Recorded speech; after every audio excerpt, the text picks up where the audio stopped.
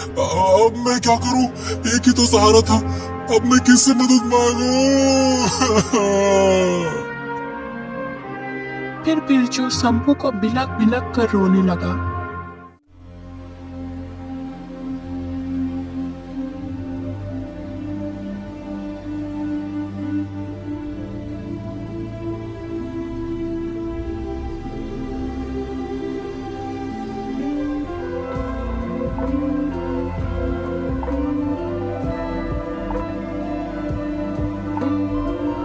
क्या हुआ बिरजू, तुम रो क्यों रहे हो?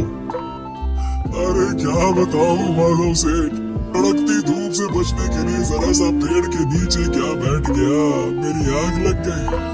उसी वक्त एक जहरीले सांप ने आकर मेरे शंभू को डस लिया, और जब मेरी आग खुली तो मैं देखता हूँ कि शंभू मर चुका था। बताइए सेठ, अब मैं क्या करूं? भगवान ने मुझसे मेरे जीने का सहारा ही छीन लिया। घबराओ मत बिरजू, घबराओ मत, घबराओ, शांत हो जाओ। अब होली को भला कौन टाल सकता है? मैं तुम्हें कुछ स्वर्ण मुद्राएं देता हूँ, उन्हें बेचकर आज ही तुम एक नया बैल खरीद ले आओ, ठीक है? और कल से तुम्हारा जुताई का काम शुरू करो, ठीक? तुरंत ही माधव सेठ ने बिरजू को स्वर्ण मुद्रा से भरी एक पोटली दे दी।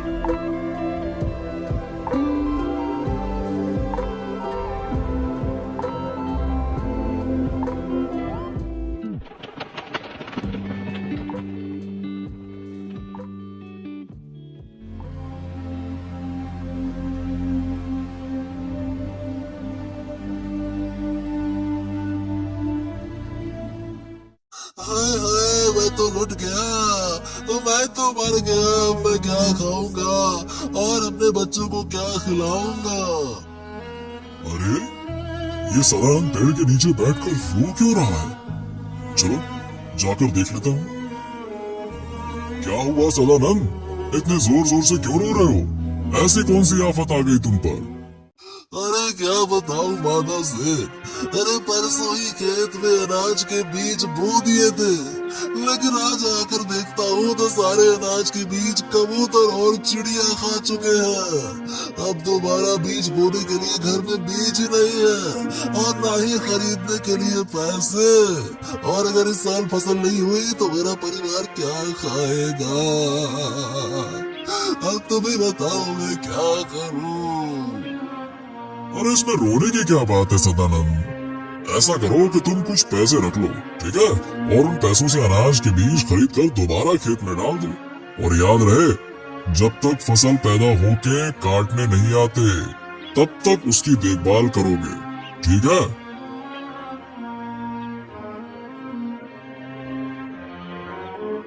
हाँ माधव सेठ, आपका मैं ये ऋण कभी नहीं भूलूंगा। अब मुझे कुछ समझ नहीं आया, इसीलिए मुझे रोना आया। मैं आपको सच्चे दिल से धन्यवाद देता हूँ। यह है माधव। गांव में लोग प्यार से उसे माधव सेठ कहते थे, क्योंकि उसका काम ही कुछ ऐसा था। जब भी कोई गरीब लाचार मुसीबत में होता तो वो अंदर से बहुत दुखी होता और पूरे दिल से अपने तरफ से उनकी मदद करता। हर वक्त इसी सोच में डूबा रहता कि वो गरीब दुखी लोगों की किस प्रकार मदद करे। जब भी वो किसी की मदद करता तब लोग उसे भर भर के दुआएं देते, जिससे माधव सेठ बहुत खुश होता। लेकिन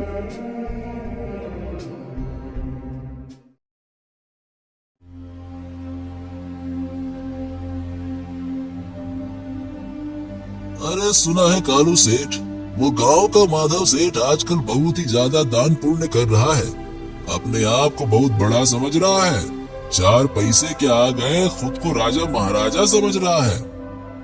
हाँ हाँ, जानता हूँ जानता हूँ। खुद को बड़ा 30 मार खा समझता है ना वो। जरा सा दान क्या करने लगा, खुद को कर्ण के भांति दानवीर समझने लगा। उसको तो मैं देख ही लूंगा।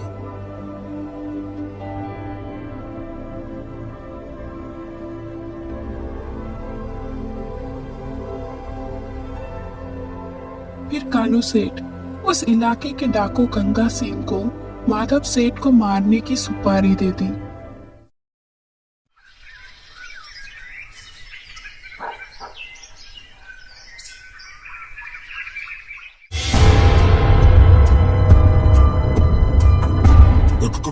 कौन? हाथ में चाकू लेकर क्यों आए हो? मैं चंगा सिंह इलाके का मशहूर डाकू।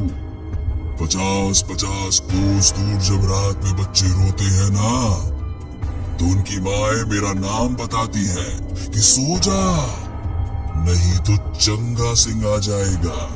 फिर वो बच्चा सोता नहीं, फिर जोर जोर से रोता है।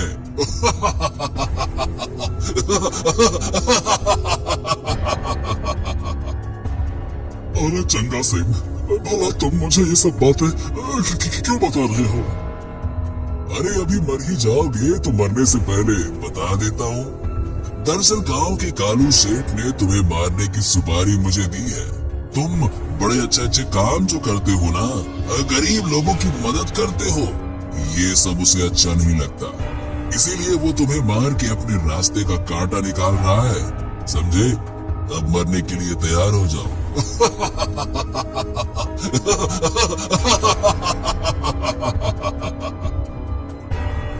इतना सुनते ही माधव सेठ वहां से जी जान से भागता है, ये सोचकर कि आज उसका अंतिम दिन है। फिर माधव सेठ जंगल की ओर भागकर अंदर घने जंगल में जाकर एक पेड़ के पीछे छिपकर बैठ जाता है।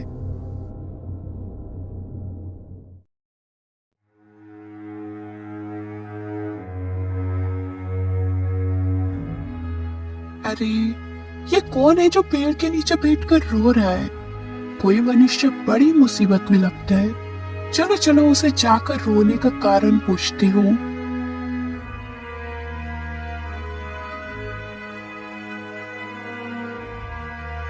अरे भाई, तुम कौन हो और तुम यहाँ बैठ के रो क्यों रहे हो?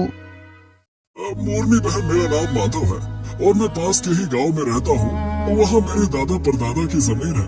मैं उसी में खेती का काम करता हूँ और जो भी भगवान की कृपा से मुझे मिलता है उसमें से मैं कुछ गरीबों में बांटता हूँ।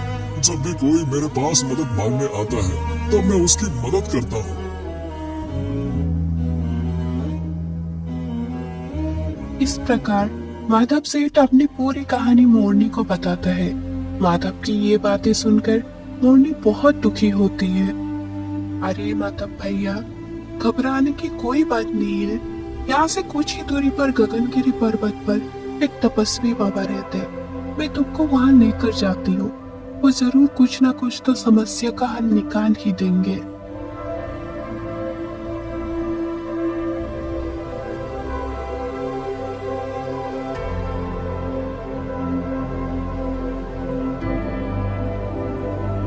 फिर मोरनी माधव सेठ को उस तपस्वी बाबा के पास गगनगिरी पर्वत पे लेके जाता है।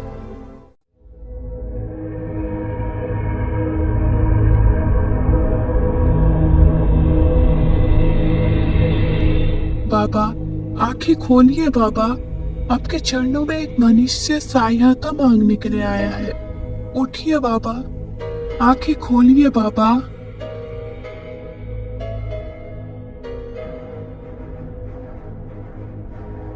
फिर माधव सेठ अपनी पूरी कहानी उस तपस्वी को बताता है और बताता है कि अगर वो वापस गांव लौट भी गया तो कभी न कभी कानू सेठ उसे जान से मार ही देगा।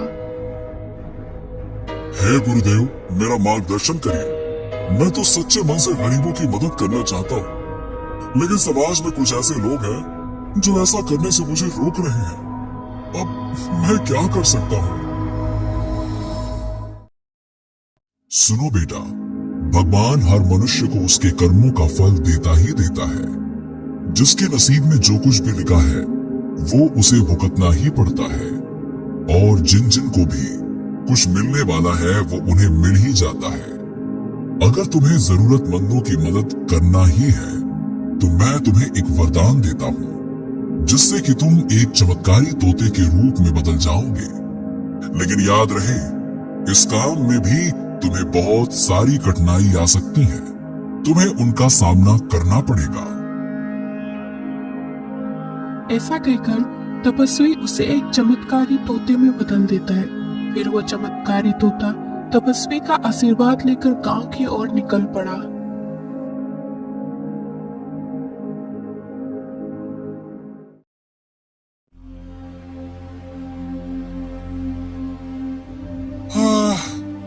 दिन से काम ढूंढ रहा हूँ, काम ही नहीं मिला। घर पर बच्चे भूख से तड़प रहे हैं। घर में खाने के लिए अनाज का दाना तक नहीं है। हे भगवान, ऐसे में मैं क्या करूं?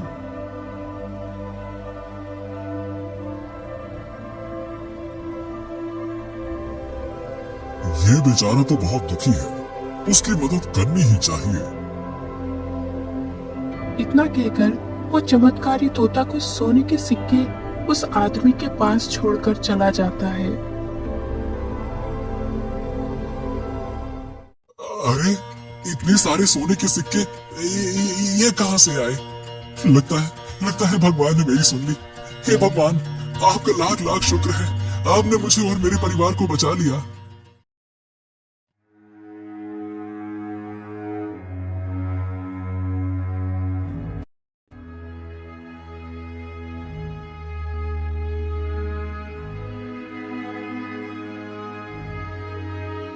हे प्रभु, कुछ तो दया करो।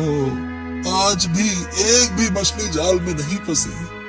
अगर रोज रोज ऐसा हुआ तो मेरा परिवार मर जाएगा।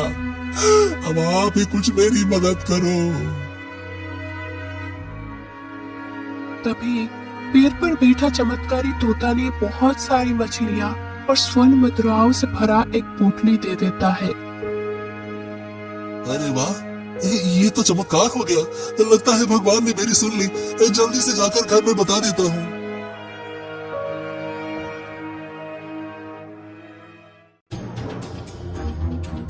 एक दिन बहुत सारे कौवे उस तोते के पीछे पड़ जाता है। कौवे तोते को चोंच मार मार कर घायल कर देता है। तोता आकाश में उड़ते उड़ते बहुत थक जाता है और एक खेत में जाकर गिर जाता है। पानी, पानी, पानी। तभी वहाँ एक किसान पहुँच जाता है। अरे, ये तोता तो बहुत ही बुरी तरह से घायल हो गया है। मैं तुरंत ही उसे पानी पिला देता हूँ। फिर उस किसान ने उसे पानी पिलाया। थोड़ी देर बाद वो चमत्कारी तोता स्वस्थ हो जाता है। चमत्कारी तोता उसे कुछ सोने के सिक्के देता है और वहाँ से वापस चला जाता है। लगता है ये कोई साधारण तोता नहीं है, ये तो कोई जादुई तोता है। काश ऐसा तोता मेरे पास भी होता।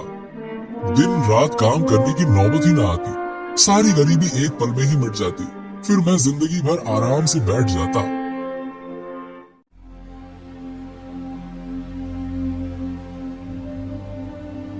अरे भाई, पता है, कल जब मैं पेड़ के नीचे बैठा था तब किसी ने मेरे पास आकर सोने के सिक्के छोड़ दिए और चला गया। अरे सुनो सुनो, मेरे साथ भी कुछ ऐसा ही हुआ है। जब मैं मछलियां पकड़ने तालाब के किनारे गया था तब मेरे पास भी कोई बहुत सारी मछलियां और सोने के सिक्के छोड़ गया। अरे भाई लोग, सोने की मोहरें तो मुझे भी मिली हैं, लेकिन ये कोई और नहीं बल्कि एक चमत्कारी तोता है। कल जब मैं खेत में काम कर रहा था तब मुझे वो तोता तड़पता नजर आया। फिर मैंने उसे पानी पिलाया। फिर उसने मुझे सोने की मुद्राएं दी। ये एक जादुई तोता है जो सबको सोने की मुद्राएं दे रहा है। भाइयों, अगर हम सब मिलकर उसे पकड़ लेते हैं तो हमारी तो निकल पड़ेगी। फिर हमें काम करने की जरूरत नहीं, सारी जिंदगी बैठ के आराम से खाते रहो। क्या कहते हो? बात तो तुमने एकदम सही कही है भाई। अगर ऐसा हुआ तो हमें कुछ काम करने की जरूरत ही नहीं। फिर वो तीनों उस चमत्कारी तोते को पकड़ने निकल पड़ते हैं। कुछ समय ढूंढने के बाद उन्हें वो तोता एक जगह दिखाई दिया। हाँ, वो रहा, वो उधर बैठा है। पकड़ो पकड़ो पकड़ो, कहीं भाग न जाए। अरे पकड़ो, भागो, पकड़ो। तोता उन्हें देखकर आकाश में उड़ने लगा। पकड़ो पकड़ो, वो जाने ना पाए। अरे पकड़ो। अरे रुक जा तोते, कहाँ तक भागेगा? हे सोने की मुहर देने वाले तोते, रुक तो जा। अरे रुक जा सही। हे भगवान, ये कैसी मुसीबत आ पड़ी है। मैं तो इन लोगों की मदद करना चाहता था, लेकिन ये सारे तो मुझे ही पकड़ने पर तुले हैं। अगर मैं इनके हाथ में आ गया तुम मुझे हमेशा के लिए बंदी बनाकर रखेंगे? हे भगवान, बचाइए गुरुदेव, मुझे बचाइए। फिर वो चमत्कारी तोता उड़ते उड़ते तपस्वी के पास पहुंच जाता है। आंखें खोलिए गुरुदेव, आंखें खोलिए। बताओ बेटा, तुम किस मुसीबत में पड़े हो? गुरुदेव, आपने तो उन लोगों से बचने के लिए मुझे चमत्कारी तोता बनाया। तोता बनने के बाद भी मैंने उनकी मदद करनी चाहिए, पर गुरुदेव उन लोगों के भीतर लालच भरा पड़ा है। ज्यादा लालच के चक्कर में मुझे ही कैद करने चल पड़े वो तो।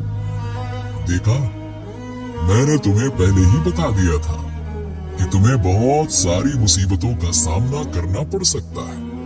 रही दूसरी बात, तुम कोई भी किसी भी रूप में मनुष्य की सहायता करना चाहो तो लालच आ ही जाता है, क्योंकि इस धरती पर मनुष्य ही एक ऐसा प्राणी है जिसकी इच्छाएं कभी भी कम नहीं होती। अपनी इच्छाओं को पूर्ण करने के लिए कई बार मासूम लोगों को कष्ट पहुंचाता ही पहुंचाता है। इसीलिए जिस किसी भी मनुष्य के भाग्य में जो कुछ भी मिलना होता है वो उसे अपने आप मिल जाएगा।